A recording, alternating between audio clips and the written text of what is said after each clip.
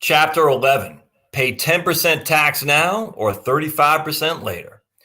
After John died, Judy lived rather frugally, as do most retirees. So when she died, she still had $200,000 in her IRA. She left 50% to each of her two kids, Jimmy and Jenny. Now, Jimmy is a married radiologist making $500,000 a year.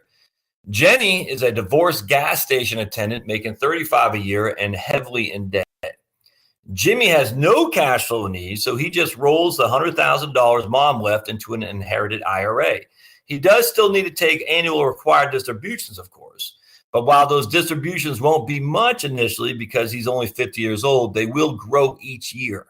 And unfortunately for him, as long as he's making the same income, $500,000 a year, he's going to lose 35% or more to federal income taxes. Unlike Jimmy, though, Jenny is in a desperate need of cash. Creditors are calling and she is late on rent. So she takes a lump sum distribution of the entire $100,000, which puts her gross income for the year at $135,000. Her total tax will be around $23,800 once she takes the distribution, which means she's going to lose nearly a quarter of the amount she inherited. Ultimately, a third of John and Judy's savings is going to be lost to taxes once Jimmy and Jenny receive it.